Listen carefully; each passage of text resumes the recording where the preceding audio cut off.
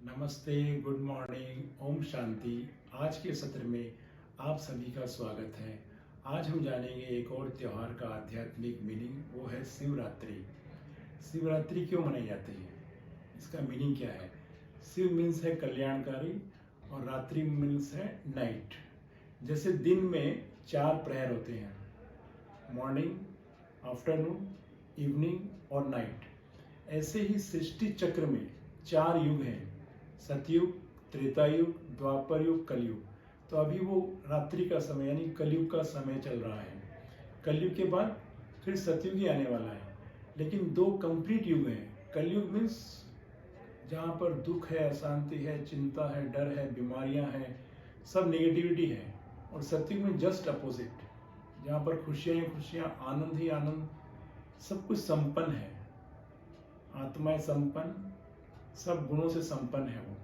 तो इतना ट्रांसफॉर्मेशन जो होना है वो किस आधार पर होगा?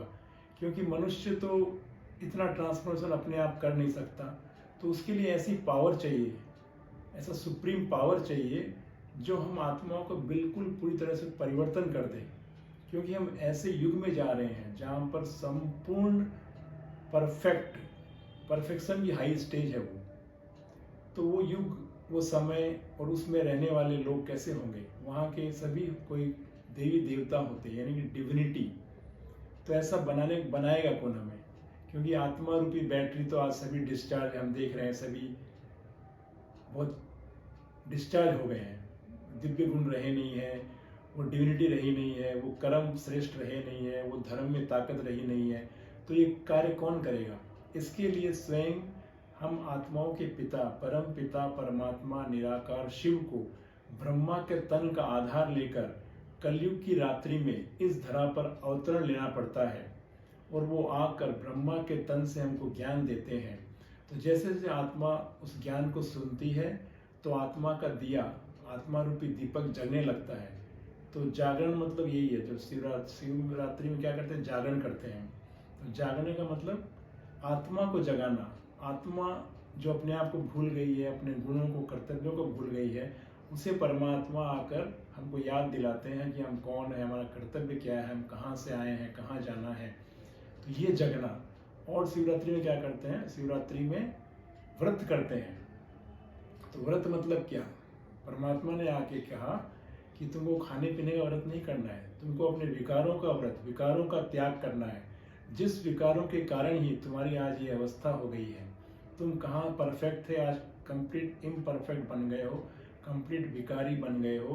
तो परम पिता परमात्मा आकर हमको जब ये ज्ञान देते हैं तो हमारा दिन आता है, मतलब हम कंप्लीट जग जाते हैं। तो इसी की याद में ये शिवरात्रि पर्व मनाया जाता है। शिव यानी कि परम पिता परमात्मा, रात्रि मीन्स कलयुग का समय। इस कलयुग के समय में परमात्मा आकर हमारा पूरा परिवर्तन करते हैं और इसी के आधार पर फिर सृष्टि का परिवर्तन होता है।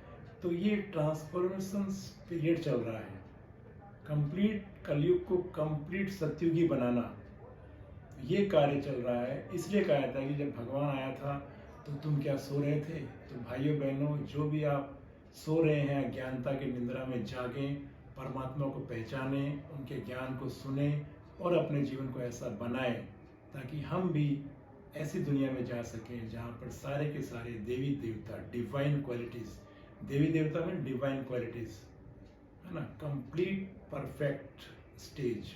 अच्छा, ओम शांति।